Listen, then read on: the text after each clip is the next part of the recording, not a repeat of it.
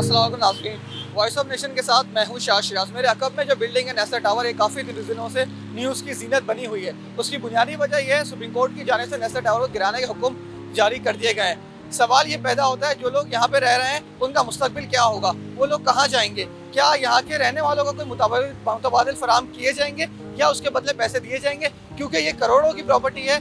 सवाल यहाँ पे एक और पैदा होता है, जब नेस्ले टावर बन रहा था तो यहाँ के हुकूमती इदारे कहाँ थे, जब ये बन गया तो फिर इसको गिराने के हुक्म की वजूहात पे दिए गए हैं। मेरे साथ रहिए, यहाँ के इलाका मकीनों से हम बात करेंगे और जानेंगे इसकी पूरी हिस्ट्री क्या है। मेरे साथ इस वक्त बात के चेयरमैन मोहसिन शिकानी साहब मौजूद हैं। मोहसिन साहब, ये जो फैसला है सुप्रीम कोर्ट का, इस पर आपकी क्या टेक है? देखिए, ये जो फैसला है हम उससे अपील करते हैं चीफ साहब से कि इसको रिकन्सिडर किया जाए। ये लोगों का, आम लोग परेशान हो गए हैं, इनके पास कोई वसाइल नहीं है, या तो उनको हम कोई उनके जो कंपनसेशन है, जो कोर्ट का ऑर्डर है, वो मिलना चाहिए, तभी चीज़ें बेहतर होगी, अदरवाइज़ चीज़ें नहीं हैं। कुछ हमने इसमें सिंधी मुस्लिम सोसाइटी ने एक लेटर जमा किया है कि हमने वो ज़मीन जो दी है जिसको इंक्रोचमेंट किया जा रहा है वो लीगल है। तो मैं कहता हूँ, एक दफ़ा सिंधी मुस्लिम सोसाइटी जिसने ज़मीन जिसकी गई है उसको अगर हम पूछ लेंगे तो पता चलेगा बिल्डर तो सिंधी मुस्लिम सोसाइटी से ज़मीन ली है, और अगर गलत दी है तो सिंधी मुस्लिम सोसाइटी को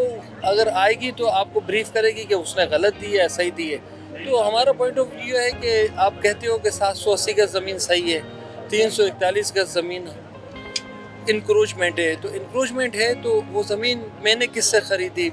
सिंधी मुस्लिम सोसाइटी से। और सिंधी मुस्लिम सोसाइटी जब तक अपने आप को क्लियर नहीं करेगी तो आपको वाज़ह नहीं होगा। रोड पे आपने कहा कोई इंक्रोचमेंट नहीं है, रोड दोनों आपके पूरे साइज़ के अवेलेबल है, तो लैंड ही सिंधी मुस्लिम गवर्नमेंट की भी लैंड नहीं है, सिंधी मुस्लिम की है, पेमेंट दी हुई है। आपका कहना है कि लीज़ 780 गज प्लॉट है, तो बाकी ट्रांसफ़र नहीं हुआ, उसका मतलब लीज़ नहीं है, तो lease is not a title. मैं समझता हूँ कि जब अलॉटमेंट है, चालान भरे में हैं, और लीज़ इसलिए नहीं हो रही कि केएमसी और सिंधी मुस्लिम का एक कोर्ट में केस चल रहा है, जिसकी वजह से सब लीज़ें रुकी हुई हैं। और ये एक प्रोजेक्ट नहीं है, ये 22 प्रोजेक्ट आपको नज़र आ रहे हैं इस रोड पे। सीडीसी बना हुआ है, सामने होटल बना हुआ है, सब एक ही पोजीशन में है। या तो पूरा सभी को गिरा दिया जाए तो ही, मतलब अगर ये एक आदमी के साथ ये चीज़ें होंगी तो बड़ा मुश्किल हो जाएगा, तो इसको रिकन्सिडर करना ज़रूरी है। 27 के बाद यहाँ का फ्यूचर क्या होगा? अगर इनको डिमोलिश करने के दिए जाते हैं तो इनसे रब्ता किया गया कि यहाँ के इलाका मकीनों को पैसे दिए जाएंगे? डेफिनेटली लोग तैयार नहीं है ऐसे निकलने के लिए। लोगों का कहना है कि अगर पैसे नहीं मिलेंगे तो हम रोड पे आके बैठेंगे नहीं, इंतज़ार नहीं करेंगे, हमें भी बाहर आके मर जाने से बेहतर है कि हमें अंदर ही मार डालें। लोगों का ये point of view. Thank you so much sir. मेरे साथ इस वक्त technology moving partner student wing के सरबराह नबील सिद्दीकी साहब भी मौजूद हैं, उनसे बात करूंगा। सर, ये फैसले को आप कैसे देख रहे हैं? इशू ये है कि जब इस प्रोजेक्ट की बुनियाद डली तब इदारे कहाँ थे? सो रहे थे। जब ये प्रोजेक्ट मेन 4 फैसल पे जो है खड़ा किया तब इदारे कहाँ थे? जब लोगों ने ख़रीद लिया, लोग 4 साल यहाँ पे रहे, उसके बाद आज इदारे जाग गए हैं। सवाल ये है कि जो बिल्डर माफिया है, जो यहाँ पे माफिया है, जब उसने फ्लैट्स को बेच दिया, सारा पैसा हजम कर लिया, एक आम बंदा, एक मिडिल क्लास बंदा, जब वो अपनी ज़िंदगी की जमा पूंजी लगाकर यहाँ पे फ्लैट ख़रीदता है, पहली जनरेशन अगर फ्लैट ख़रीदती है तो सेकंड जनरेशन रहती है। एक मिडिल क्लास आदमी के लिए घर सब कुछ होता है। तो आज सारे इदारे जाग गए, आज सारे इदारे आके खड़े हो गए। अब क्यों नहीं आप बिल्डर माफिया को पकड़ रहे? अब क्यों नहीं आप इसके ऊपर बात कर रहे? जब बुनियाद डली थी तब इदारे कहाँ मौजूद थे? सवाल ये है, आप हमेशा बात करते हैं कि कराची के अंदर जो है वो नाइंसाफ़ी हो रही है, यहाँ पे पार्किंग माफिया है, यहाँ पे जो है टैंकर माफिया है। आप पकड़ते किसको है? आप सारा गुस्सा आपका उतरता है आवाम के पैसों के ऊपर, जहाँ पे आवाम ने इन्वेस्टमेंट की हुई होती है। क्यों वहाँ पे आप बात नहीं करते जहाँ पे ये सारे जो है वो माफिया के खड़ा होता है? तो सर, इस फैसले को आवाम नहीं मानती। कराची वालों का इसके ऊपर जो है वो पैसा लगा हुआ है, और कराची वालों का मुतालबा है कि ये फ्लैट अगर गिरेंगे तो इन लोगों की लाशें भी इसके साथ उठानी पड़ेगी। Thank you so much sir. Sir, आपको 27 अक्टूबर तक की डेडलाइन दी गई है, तो सर इसके बाद आपका मुस्तकबिल क्या होगा?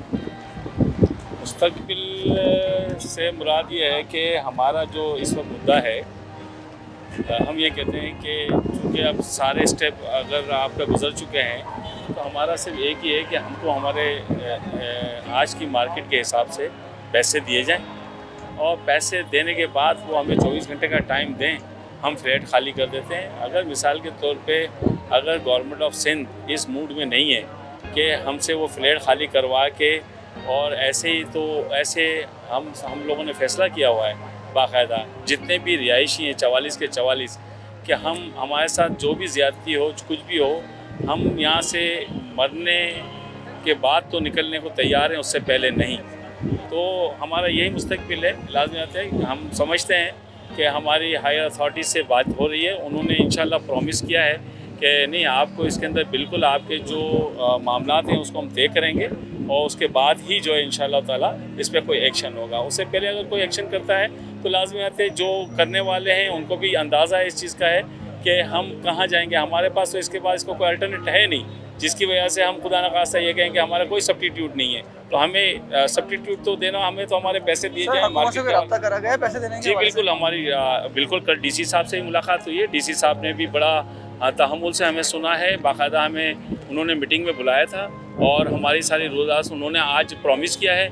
आज उन्होंने हमसे एक एप्लीकेशन राइटिंग में ले ली है जितने भी अलॉटी हैं उसकी तरफ से, और उन्होंने कहा आपके जो तहफ़्फ़ुज़ात हैं आप मुझे राइटिंग में दे दें, मैं ऊपर हायर अथॉरिटी से डिस्कस कर रहा हूँ, इंशाअल्लाह ताला मैं उनको पहुँचाऊँगा। और आपके इस मामलात को उम्मीद है कि इंशाअल्लाह ताला इस मामलात को हम कोई ना कोई हम या तो कोई मीटिंग बनाएंगे या कोई भी कैबिनेट बना के इस मामले को हल करेंगे। Thank you so much. Supreme court का जो फैसला है जी जी इस पर आपकी क्या वो?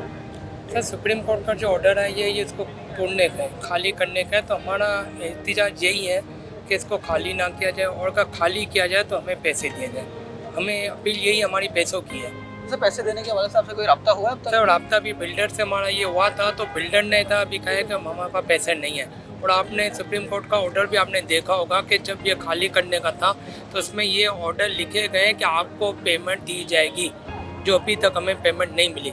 तो हमारा ये ऑप्शन है, हमारा यही है कि भाई ये जब बना था तब उन इदारों को लोग पकड़े, उन इदारों को बोले, उन इदारों से हमें पैसे दिलाए। हमें ये मकसद नहीं है कौन दे क्या दे, हमें पैसे मिलने चाहिए।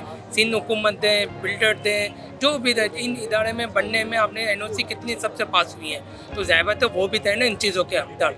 तब उनको पकड़े, आप हमें कहते हैं कि आप खाली करें, आप चले जाए, हम कैसे जाएंगे? तो हमें तो एक ही मुतालबा हमारा, हमें पैसे दिए जाए तो हम खाली करने के लिए तैयार है। अगर 27 अक्टूबर को ये गिरा दी जाती है तो आप लोगों का मुस्तकबिल क्या होगा? सर हमारा मसफिर ये होगा कि हम और कुछ नहीं कर सकते, हमारी लाशें फिर यहाँ साथ ही जाएंगी, हम तक खाली नहीं करेंगे। ये हमारा एक नतीजा है। सर उन्होंने कहा है कि कार्रवाई करेंगे अगर खाली नहीं करेंगे। कार्रवाई अगर करते हैं तो हमने यही आपको कहना है कि अगर कार्रवाई भी करते हैं, जो भी हो, हमें यहाँ से नहीं जाना। ये जो फैसला है सुप्रीम कोर्ट का 27 को खाली करना है, तो सर अब आपका मुस्तकबिल का लाएमल क्या होगा? अस्सलाम वालेकुम। देखिए जी, फ़ैसला तो है अपनी जगह, मगर फ़ैसले का दूसरा भी फ़ैसला आप उसके साथ ही देख लीजिएगा क्या है कि जब तक के रिहायशियों को पैसे नहीं मिल जाते तब तक हम ज़ाहिर बात है हम बिल्डिंग भी खाली नहीं करेंगे। हमारे पास क्या श्योरिटी है? कोई कमेटी बैठी या कोई ऐसी चीज़ बैठी जो हमारे लिए लड़े या हमें पैसे दिलाए। सुप्रीम कोर्ट का तो ऑर्डर है। सर हुकूमत की जानिब से किसी से कोई रब्ता करा है? बेटा हुकूमत की जानिब से कोई भी हमारे पास ऐसा आया नहीं, ना किसी ने रब्ता किया। सच्ची बात है ये। तो देखिए रियासत की जिम्मेदारी, हम कोर्ट का हुक्म माने, ऑनरेबल अपने जज साहब की बात मानते हैं हम इस चीज़ को, मगर बात यह है कि हमें जो हम यहाँ इतनी सारी NOCयाँ देख कर सब आए, सब ली देखी, हमने चेक किया, उसके बाद तो हमारा तो भाई हक बनता है ना, हम कहाँ जाएंगे घर छोड़ के। और अगर सच्ची बात है हमें कि बाद में पैसे मिलेंगे या कुछ ऐसा मसला मसाइल होंगे तो हम तो इसमें शामिल नहीं होंगे। हम तो शायद यहाँ मेरे ख्याल से मरना पसंद करेंगे। तो सर आपका मुस्तकबिल का लाएमल क्या होगा अगर 27 को गिरा दी जाती है बिल्डिंग? आप लोग कहाँ जाएंगे? हम इसी बिल्डिंग में रहेंगे। अगर हमें पैसे मिल जाएंगे तो हम इस बिल्डिंग से फ़ौरन चले जाएंगे, और अगर हमें नहीं मिलते तो बुलडोज़र के साथ हमें भी गिरा दिया जाए। भाई हमारा तो ये फैसला है। थैंक यू सबका। सर ये जो नेशनल टावर का फैसला है 27 तक की डेडलाइन दी गई है, कह रहे हैं उसके बाद बिल्डोजर चढ़ा देंगे। यहाँ के इलाका वकील कह रहे हैं हम हमारी लाशें जाएंगी इस बिल्डिंग। तो सर पूरी सूरत हाल को आप कैसे देख रहे हैं? देखें, ये लम्हा फ़िक्रिया है हमारे बिल्डर्स के लिए, हमारे मुल्क के लिए, इसलिए कि जो सरमाया जनरेट होता है वो हमारे ओवरसीज़ पाकिस्तानी और जो हमारे मुल्की आवाम होती है वो अपनी जमा पूंजी मेहनत मजदूरी करके पैसे जमा करके घर बनाती है, अपना छत का एक सहारा लेती है। अब इस वक्त जो जुल्म होने जा रहा है आवाम के ऊपर, इससे मेरी मुअज़्ज़ज़ अदालत से अपील है कि इस पर नज़रसानी करें, इसलिए कि पाकिस्तान में कई मिसालें हैं जिसमें थर्ड ऑप्शन देखा गया है, थर्ड ऑप्शन का मफाद देखा गया है। तो यहाँ पे भी जो है वो मुतासिरीन का मफाद देख के मुअज़्ज़ज़ अदालत से अपील करेंगे कि वो अपने फ़ैसले पर नज़रसानी करें। सर ये जो पूरी सूरत हाल है नेशनल टावर की, कहा जा रहा है कि 27 के बाद जो है यहाँ पे बुलडोजर चढ़ा दिए जाएंगे, तो सर इसको आप कैसे देख रहे हैं? मैं इससे देख रहा हूँ कि ये हमारे इदारों की नाअहली है। अगर इसको शुरू में अगर गलत था तो रोक लेते, लेकिन मैं हमदर्दाना मोअज़्ज़ज़ अदालत से अपील करूंगा कि वो अपनी फ़ैसले पे नज़रसानी करे ताकि ये लोग रोड पे ना आ जाएं। अगर अदालत अगर कोई एक्शन लेना चाहता है तो उन इदारों के ख़िलाफ़ एक्शन ले जिन लोगों ने जिनका हाथ है इस बिल्डिंग को बनाने में। तो अगर गवर्नमेंट वाकई अदालत मोअज़्ज़ज़ अदालत इन लोगों से इंसाफ करता है तो इनको इस जगह के मुताबिक कोई और जगह इनको दिलाए, उनके लिए फ्लैटें तैयार करे, उसके बाद इसको गिराए। ऐसे जो है अवाम इसको, हम इनके साथ हैं। All Pakistan real estate agent association में बलूचिस्तान का सदर हूँ, जावेद मेंगल मेरा नाम है। हमारा बानी चेयरमैन नदीम शेख आल पाकिस्तान स्टेट एजेंट एसोसिएशन वो भी बैठा है। ये सारे हमारे दोस्त ओहदेदार हैं all Pakistan state agent association के। तो हम इस आवाम के साथ हैं, इंशाल्लाह इनको गिराने हम नहीं देंगे। इंशाल्लाह हम जो है पब्लिक को, क्योंकि ताकत का सर चश्मा आवाम है, आवाम इंशाल्लाह इसको नहीं छोड़ेगा। Sir thank you sir. यहाँ पे इस वक्त नेस्ला टावर के रिहायशियों की जानिब से धरना जारी है। उनका मुतालबा यह है इनकी जो गिराने के हुक्म है रोका जाए। 27 अक्टूबर तक की इनको डेडलाइन दी गई है कि नेस्ला टावर खाली कर दें, वरना उनके खिलाफ एक्शन होगा। तो यहाँ के मैं रिहायशियों से बात करूँगा, मेरे साथ इस वक्त मौजूद है। अस्सलाम वालेकुम सर। सलाम जी, कैसे हैं आप? सर ये जो फैसला है सुप्रीम कोर्ट का, इसको आप लोग कैसे देख रहे हैं? यार मैं ये समझता हूँ कि अगर आज नस्ला सेफ़ नहीं है तो कराची में कोई प्रॉपर्टी सेफ़ नहीं है।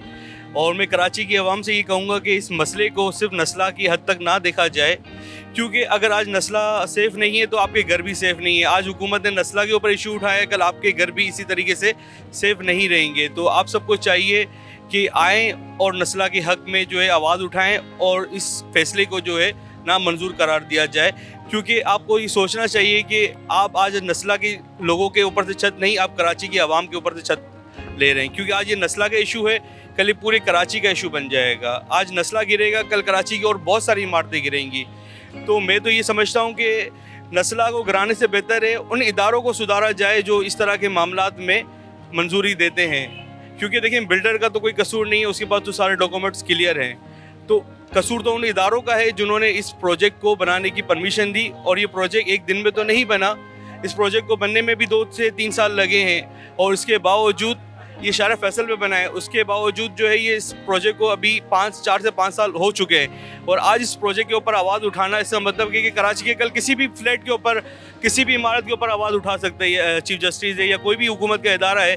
तो यानी कि उस वक्त कराची की आवाम तो कहीं भी सेफ़ नहीं, यानी आपकी कराची के आवाम के लोगों की इन्वेस्टमेंट प्रॉपर्टी सेफ़ नहीं है। तो सर ये कह रहे हैं कि ये गैर कानूनी है, तो उसको सर किन बुनियादों पर गैर कानूनी करार दिया गया है? तो आप मैं ये पूछना चाह रहा हूँ कि चीफ जस्टिस साहब आज इसको गैर कानूनी कह रहे हैं, तो ये शारा फैसल पे बनी हुई मेरे भाई, किसी हाईवे पे नहीं बनी हुई है। ये शारा फैसल मेन जो कराची का शारा है उस पर बनी हुई है। तो वो एक दिन के अंदर तो इमारत नहीं खड़ी होती, आप भी जानते हो। इस इमारत को खड़ी होने में भी 2 से 3 साल लगे हैं। तो उस वक्त वो इदारे कहाँ थे, उस वक्त क्यों नहीं रोका गया इसका काम? नाज़रीन जैसा कि आपने देखा, यहाँ के इलाका मकीनों की जानिब से कहा जा रहा है उनको यहाँ अब तक कोई पैसे देने की यकीन दहानी नहीं कराई गई है। हुकूमत की जानिब से कोई रब्ता नहीं किया गया। 27 अक्टूबर तक की यहाँ पे डेडलाइन दी गई है, इसके बाद इसको गिरा देने का। यहाँ के मुतासिरीन का कहना है कि हमारी लाशें निकलेंगी, हम जब तक हमें पैसे नहीं दिए जाएंगे हम ये जगह खाली नहीं करेंगे। नाज़रीन देखते हैं क्या सूरत हाल होती है। डेट्स ऑल फॉर टुनाइट, मुझे दीजिए इजाज़त, अल्लाह हाफ़िज़।